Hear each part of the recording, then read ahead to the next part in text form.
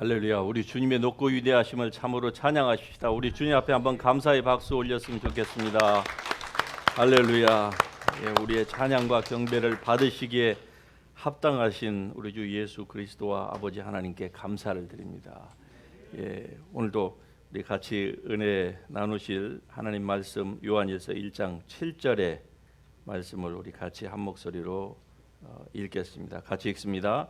그가 빛 가운데 계신 것 같이 우리도 빛 가운데 행하면 우리가 서로 사귐이 있고 그 아들 예수의 피가 우리를 모든 죄에서 깨끗하게 하실 것이오. 예, 다시 한 번만 같이 합니다. 그가 빛 가운데 계신 것 같이 우리도 빛 가운데 행하면 우리가 서로 사귐이 있고 그 아들 예수의 피가 우리를 모든 죄에서 깨끗하게 하실 것이요. 아멘. 예, 자리에 앉으십시다.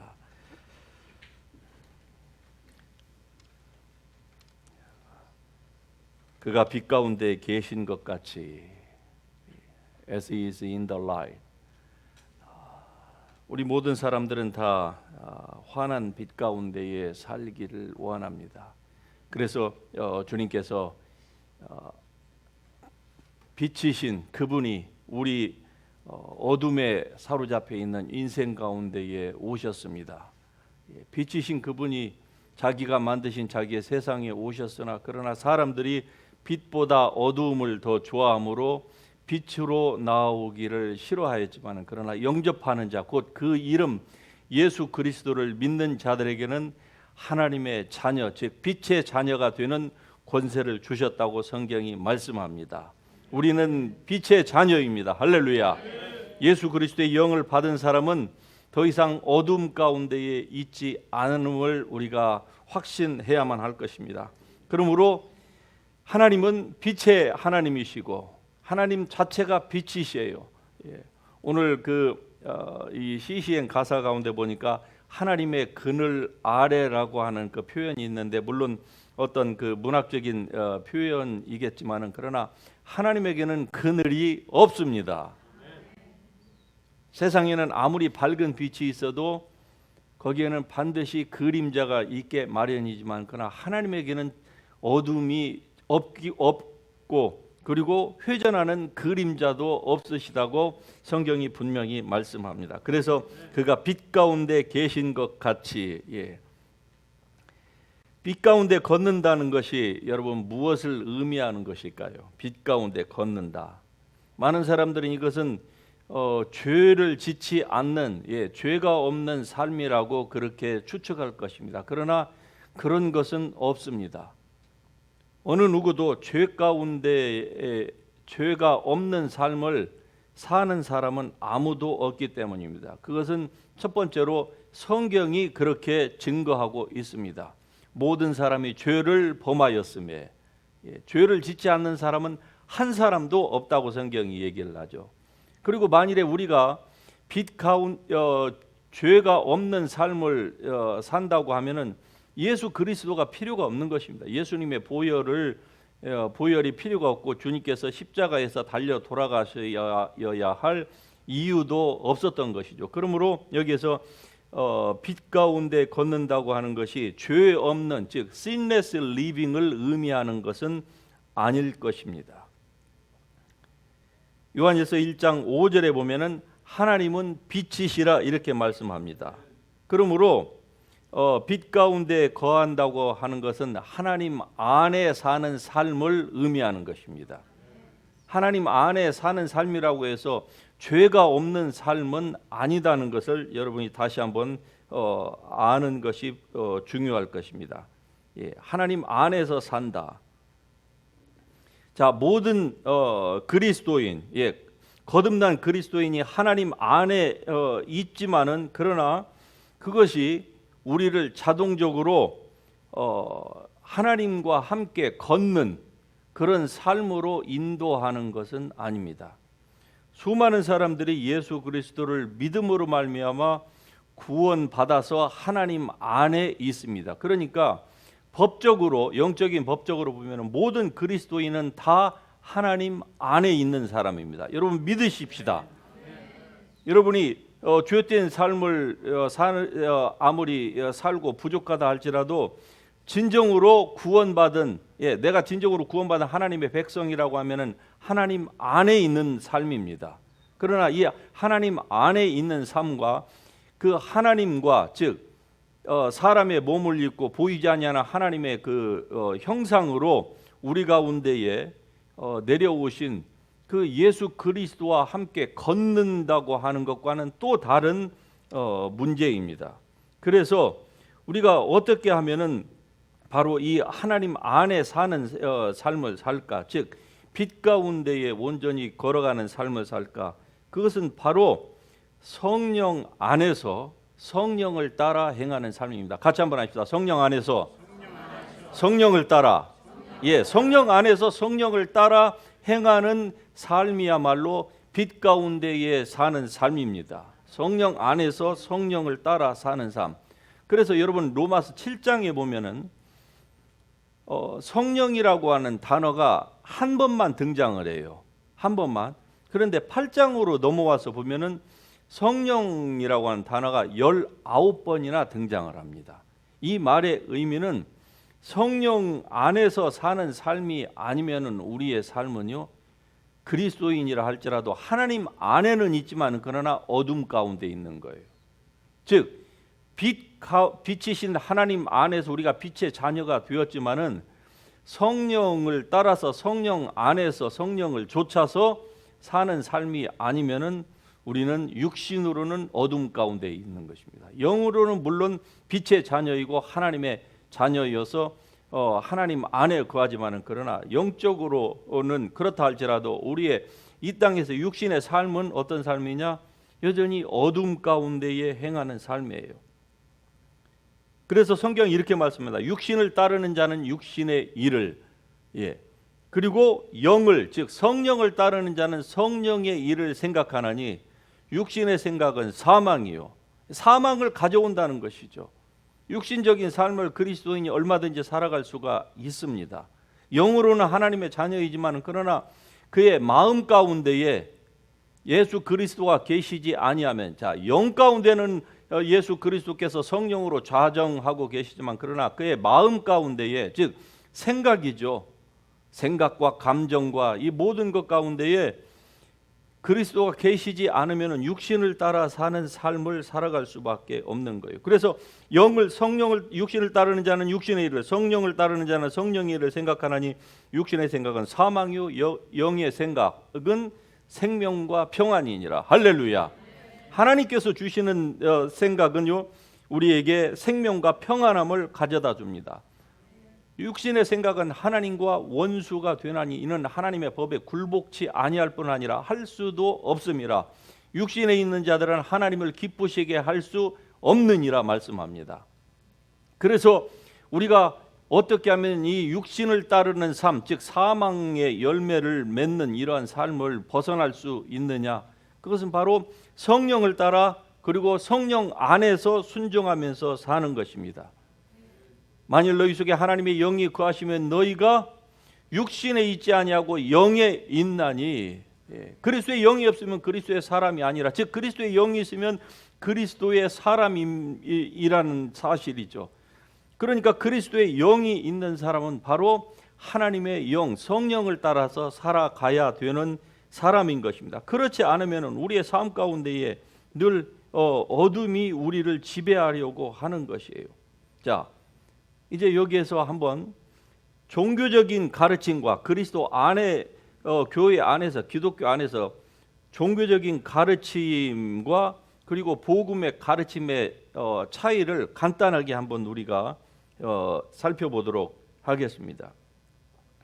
많은 사람들은 빛 가운데에 행하는 것이 그리스도, 즉 하나님과의 교제를 저절로 산출한다, 그렇게 생각을 합니다. 그러나 그렇지 않습니다. 실상은 제가 서두에 말씀드린 것처럼 하나님 안에 거한다는 것이 우리를 자동적으로 그리스도와 동행하게, 하나님과 교제하는, fellowship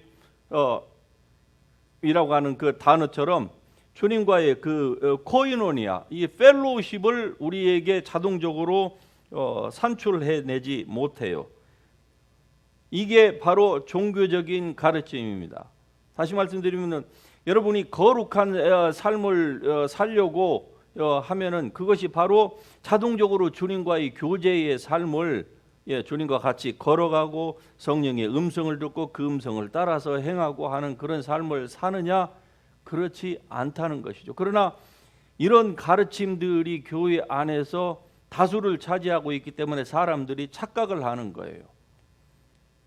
하지만 주님과의 교제의 삶은 예수님이 늘 아버지 하나님과, 육신은 우리와 똑같은 사람이셨지만 그러나 하나님과 늘 교제하는 삶을 살았습니다.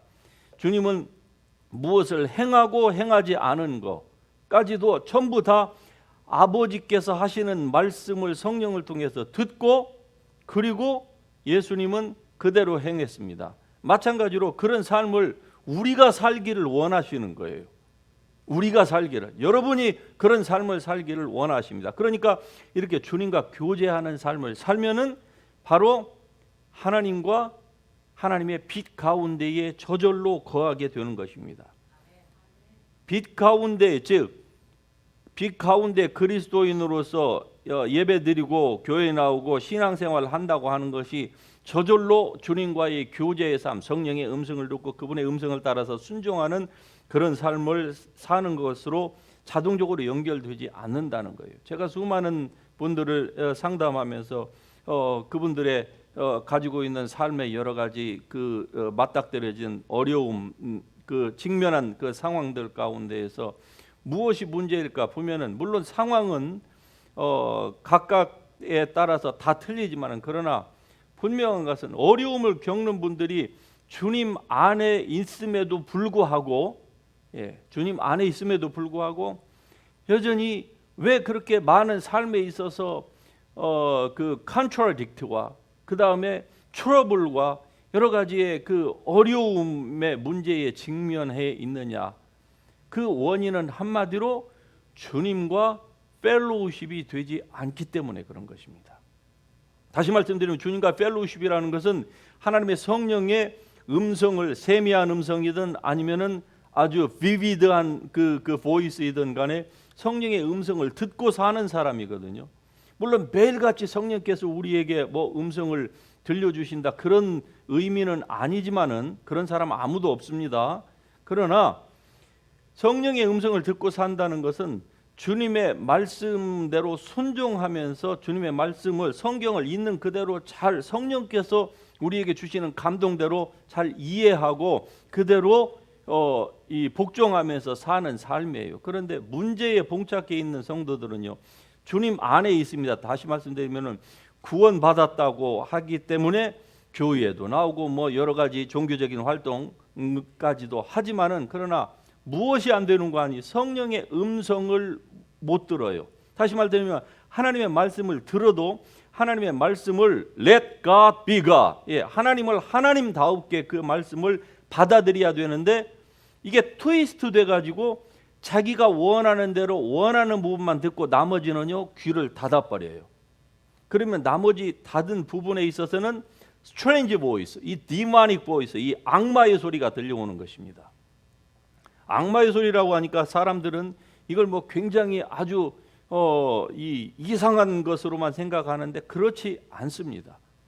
이 사단은요 교묘하게 그럴싸한데 아닌 그런 목소리로 여러분에게 아주 친근하게 다가옵니다. 그래서 대부분이 다 자기 생각으로 오는 거예요. 그래서 어려움을 당한 사람들을 상담하면서 보면은 그게 마귀의 소리라고 하는 인식이 첫째 없어요. 그냥 자기가 좀 문제만 가지고 있다 이 정도만 생각하지, 그게 마귀의 생각이다, 마귀가 자기에게 지금 불어넣어 주는 대로 자기가 생각하고 그거를 입으로 말하고 행동으로 해서 사람과 부딪히고 가정과 부딪히고 뭐 여러 가지 이런 그 문제들이 양산되고 있다고 하는 인식이 없어요. 보십시다.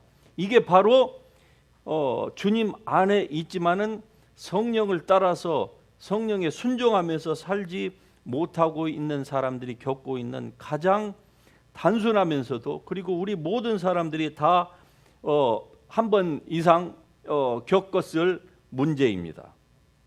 그래서 이런 차이점을 사람들이 이해하지 못하기 때문에 자기의 거룩한 행동으로 하나님과 예수 그리스도와의 그 교제를 시도하려고 하는 것입니다. 즉 자기의 거룩함을 통해서 하나님께 나아가려고 한다는 것이죠. 그러나 주님은 우리의 거룩함을 통해서 하나님과 교제할 수 있는 자격을 갖춘 사람이 한 사람도 없다고 성경이 말씀하는 거예요. 오직 하나님이 빛 가운데 계신 것 같이 여러분이 그리스도 예수 안에서 누구인지를, 즉 여러분은 더 이상 어둠의 자녀가 아니고 빛의 자녀라고 하는 사실을 아시고, 그렇다고 하면 여러분의 신분은 어둠에, 즉 사단에 속한 것이 아니라 이제 빛의 자녀, 하나님 나라에 속한 사람입니다. 그렇다고 하면 그 하나님 나라에 속한 사람처럼 이제 그 새로운 옷을 여러분이 덧입어야만 하는 거예요. 예, 의와 진리와 여러분은 거룩함 안에서 지으심을 받은 새로운 사람입니다. 이전 것은 지나간 거예요. 여러분 그리스도 안에 하나님을 믿는 사람, 구원받은 사람은 이전의 삶, 즉 옛사람은 더 이상 없습니다. 그러므로 이전과 같은 그 생각이 여러분을 여전히 사로잡고 있습니까? 그 생각에 여러분이 막 휠이 꽂혀가지고 그것 때문에 잠을 주무시지 못한다거나 누구를 사람을 만나면은 그 이전에 그 불편했던 그런 관계가 계속적으로 올라옵니까? 그거는 바로 여러분이 정체성을 아직 회복하지 못했다는 거예요. 그런 상태로 살면은요, 육신을 따라 사는 삶입니다. 육신을 따라 사는 삶의 결국은 무엇입니까? 생명과 평안의 반대의 열매가 여러분의 삶 가운데서 맺혀지는 거예요. 그 열매를 보고 사단이 여러분에게 덤벼듭니다. 도적질하고 죽이고 여러분을 멸망시키려고 하는 거예요.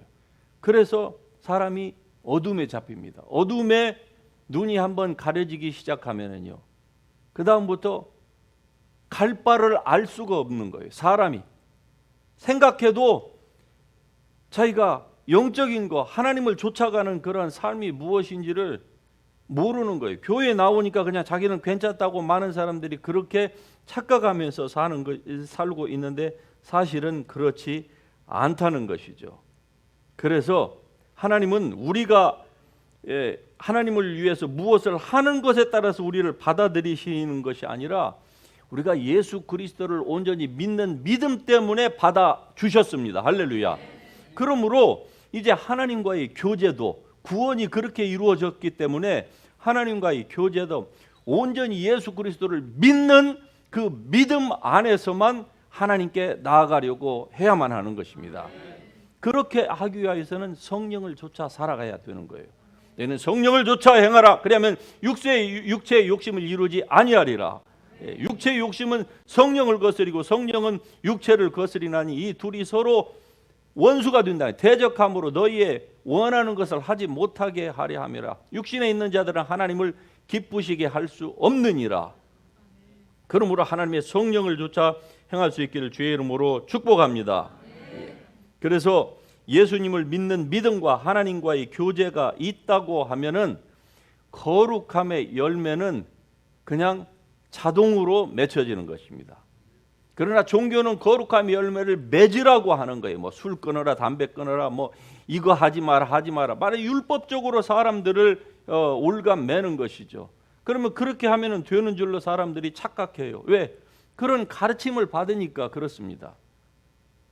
북한에 있는 사람들이 남한에 와서 자유를 맛봤습니다.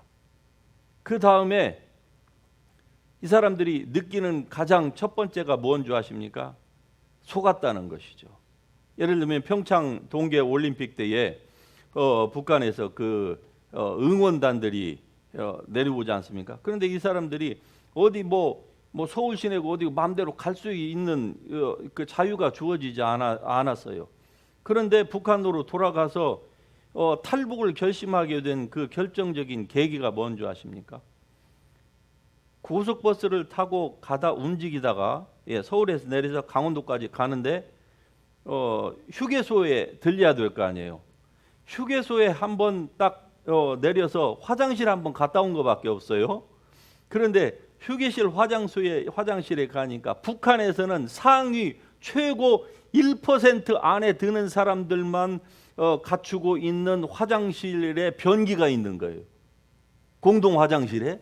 그리고 그 1%만이 집에 있는 그 두루마리 화장지, 우리에게는 그냥 누구나 다 있는 그 두루마리 화장지, 그것도 색이 누렇게 바랜 싸구려가 아니고 뭐예요?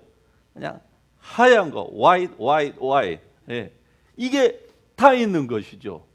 그리고 어떤 화장실에 가면은 거기에다가 또 버튼 누르는 뭐 그것까지 있다네.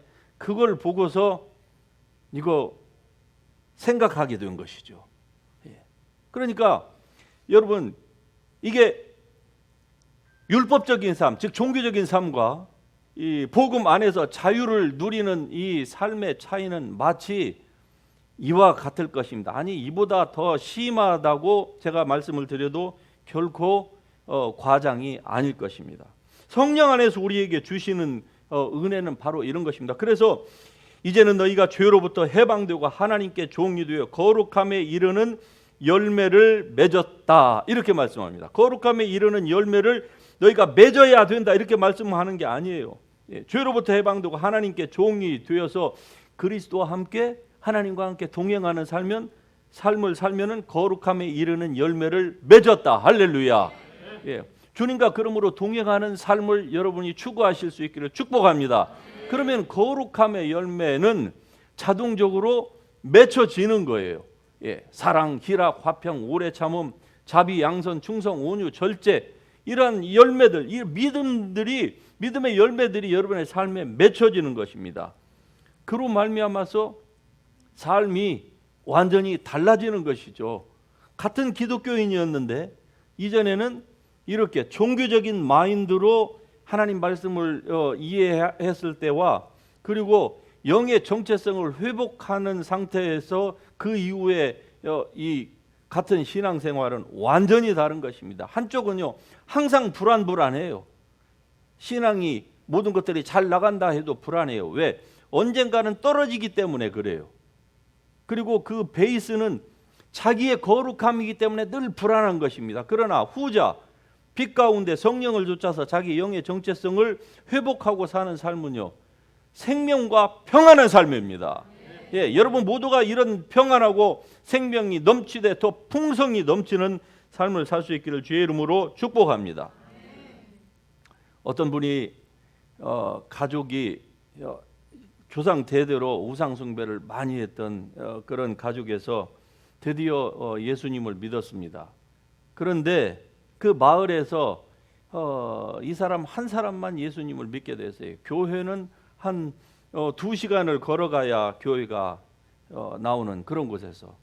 그런데 예수를 믿고 나니까 얼마나 이 마을 사람들의 그 핍박이 심한지요. 그래도 예수를 열심히 믿었는데 1년 안에, 예수 믿고 1년 안에 이남 5녀인데 그 중에서 아들 하나만 빼놓고 6명이 죽어버렸어요. 예수 믿고 나서. 딸 5하고 아들 하나까지 죽은 거예요. 그런데 그 이전에 어떤 징조가 없었느냐? 있었어요. 꿈을 꿨는데 꿈속에서 발가락이 있는데 발가락이 그냥 하나만 빼놓고 다 잘려나간 거예요. 그래서 이게 무슨 꿈인가 하고 다니는 그 교회의 목회자에게 물어보니까 목회자가 그렇게 얘기를 해줬다는 것이죠. 우상 숭배를 많이 해서 하나님께서 당신의 자녀들을 데려가시려고 하는가 봅니다. 마음을 단단히 잡수시고 계세요. 그랬대요. 아예 그러니까 죽이라고 한 거죠. 예. 그 결과 1년 안에 6명의 자녀를 잃었어요. 자, 이런 일들이 왜 일어날까요? 우상 숭배를 많이 해서 정말로 그런 걸까요? 그럴 수도 있겠죠. 다 모르니까. 그러나 분명한 것은 이거 해석이 잘못된 겁니다. 목회자가 해석을 잘못하고, 그리고 이제 믿은 신자가 그러한 것을 어떻게 영적으로 알겠습니까? 그래서 그냥 누군가가 주입해 준, 자기보다 더 낫다고 생각하는 사람이, 사역자가 주입해 준 그것을 그대로 받아들이고 있으니까 사단이 와서 그의 가족을 완전히 그냥 초토화시킨 거예요. 세상에 7명 중에 1년 안에 6명을 자녀를 잃었다고 하면 그게 제정신으로 살 수가 있었겠습니까? 모르니까 이렇게 당하는 것입니다. 그래서 절대로 우리는 이러한 무지한 가운데에 처하는 성도가 한 분도 없기를 주의 이름으로 축복합니다. 하나님은 사람을 이렇게 죽이시는 분이 아니에요. 그러나 이것을 영적인 이 좋은 어드바이스를 받아서 잘 방어했더라고 하면은 이러한 이 결과는 맞지 않았을 거 아니겠습니까? 로마서 8장 1절에 보면은 그러므로 그리스도 예수 안에 있는 자에게는 결코 정죄함이 없나니라고 말씀합니다. 예, 그리스도인은요, 그리스도 안에서 그리스도를 따라서 걸어야 승리한다. 즉 성령을 따라서 걸어야 승리한다고 말씀을 드렸습니다. 그러나 모른다고 하면은 그리스도인들도 육체를 따라 살아갈 수 있는 거 아니겠습니까? 그래서 그리스도인이 어떻게 그리스도를 따라 살아가느냐? 그건 성령을 따라 사는 거예요. 그런데 이 8장 1절에 보면은 그리스도 예수 안에 있는 자에게는 there is no condemnation. 정죄함이 없다 그랬습니다. 이 정죄함이라고 하는 것은 헬라어 원어에서 이 불리한 판결이라고 하는 그런 미닝을 가지고 있어요. 정죄함, 불리한 판결. 그러니까 정죄를 당한다는 것은 아주 불리한 판결을 당하는 것과 똑같아요. 그런데 그리스도 예수 안에 있는 자에게는 이 불리한 판결이 더 이상 있을 수 없습니다. 그러므로 여러분 안에 어떠한 정죄감이 들어옵니까? 죄 때문에 또는 성경에 대한 무지 때문에 여러분의 약한 양심 때문에 그러면은 여러분 그걸 절대로 받지 마시기를 바랍니다. 물론 잘못한 거 있으면 당연히 회개해야죠. 그리고 돌아서야 되죠. 그러나 하나님은 더 이상 여러분을 정죄하지 않습니다. 정죄는 하나님으로부터 나오는 게 아니에요. 왜? 이 불리한 판결을 받은 사람은 어떻게 됩니까? 판결을 받고 그 판결대로 이제 죄 대가를 치러야 되는 거 아니겠습니까? 그런데 그 모든 죄의 대가를 예수 그리스도께서 다 이미 치르셨습니다. 그러므로 우리가 주님께서 이미 다 치르신 그 죄의 대가를, 우리가 질 수도 없는 그 죄의 대가를 우리가 왜 다시 당해야만 한단 말입니까? 그러실 필요 없습니다. 그러므로 이 정죄는 주님으로부터 나오는 게 아니에요. 자, 죄책감은 무엇인가 하니 바로 정죄에 대한 감정적인 반응입니다. 정죄감이 그 이유야 각각 다르겠지만은 그러나 이 정죄가 여러분 가운데에서 나오지 않습니까? 그러면은 이 죄책감으로 말미암아서 우리의 마음이 즉 그 이모셔널한 우리의 이 감정이 그것을 이 반응하게 되어 있어요. 어떤 반응을 하느냐? 예를 한번 들어보겠습니다. 예를 들어서 어느 건물이 있다고 하십시다. 그런데 그 건물에 대해서 정부가 판정을 최종 내렸어요. 이 건물은 사람이 사용하기에 불가하다라는 판정을 만일에 정부가 최종 그 파이널 저지먼트로 딱 내리면 어떻게 됩니까? 그 건물은 들어가서는 안 됩니다. 들어가면은 잘못하면은 큰일 나기 때문에 그래요. 그래서 결국 그 판결을 받은 건물은 어떻게 됩니까? 허물어야 돼요. 그렇죠? 최종 판결이 그렇습니다. 이 불리한 판결을 내면은. 그런데 마찬가지로 우리가 이 정죄를 당하면은 우리의 이 감정이 어떻게 반응을 하는 거 아니? 나는 하나님께 합당한 사용될 만한 그릇이 못 되는구나. 나는 더럽구나. 이런 감정적인 반응이 우리에게서 올라오는 거예요. 정죄가 이렇게 감정적인 반응을 우리에게서 불러 일으키는 것입니다. 그러므로 사탄이 우리를 정죄할 때, 즉 너는 부적합한 거야. 너는 사랑하지 않으셔. 왜? 너의 과거 때문에, 이것 때문에, 저것 때문에라고 여러분에게 부적합하다고 하는 그러한 것들이 여러분에게 올 때에 여러분은 어떻게 해야 됩니까? 나는 이미 하나님에 의해서 받아들여졌다고 하는 확신함 위에 여러분이 서야만 하는 것입니다. 그게 믿고 확신하는 거예요. 이게 바로 영적인 여러분의 정체성을 회복해야만 하는 이유인 것입니다. 이미 그리스도인은 영적인 정체성을 하나님께서 심어 주셨는데 문제는 자기가 그 위에 서지 않고 허접한 자기의 인간적인 노력 위에 서 있으면은요, 언젠가는 사단이 이렇게 여러분을 정죄하면 그 정죄감을 따라서 자기가 무익하다, 하나님 앞에서 인정받지 못한다라고 하는 그런 강한 인상이 자기의 감정 속에 뿌리를 내리게 되는 것이고, 그로 말미암아서 하나님 앞에 가까이 못 갑니다. 절대 가까이 못 가요. 자기가 열심을 낼 수는 있어요. 그런데 주님과의 교제의 삶은 안 됩니다. 이 수많은 사람들이 이러한 그 아픔 가운데에서 살아가요. 그리고 적지 않은 분들에게 제가 주님 앞으로 나오기를 권하잖아요. 더 좋은 길이 있다고 하면은요, 손사래를 칩니다. 목사님, 저는 그냥 이대로가 좋습니다. 그래요. 이대로가.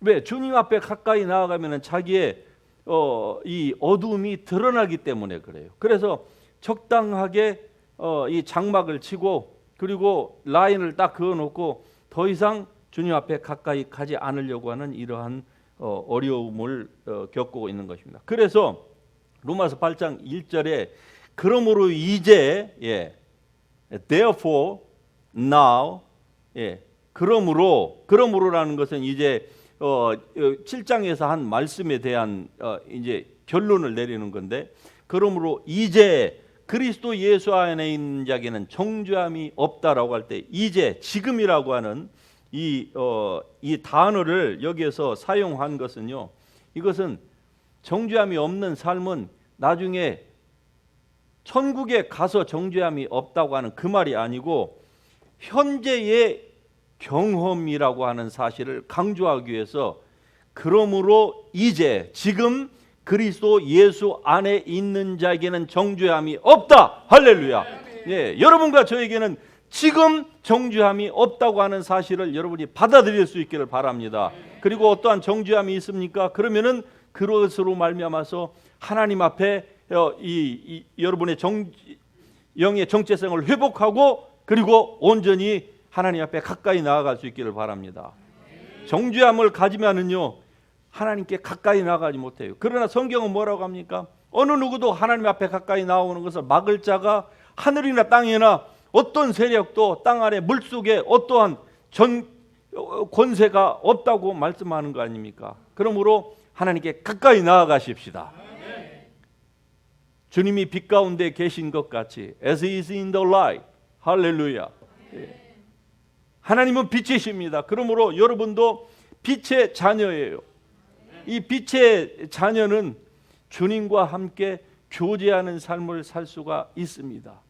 성령의 음성이 잘 안 들린다고 생각이 되십니까? 하나님의 말씀을 들어도 여러분 잘 이해가 안 돼서 늘 여러분의 그 신앙의 수준에서 그냥 머물러 있습니까?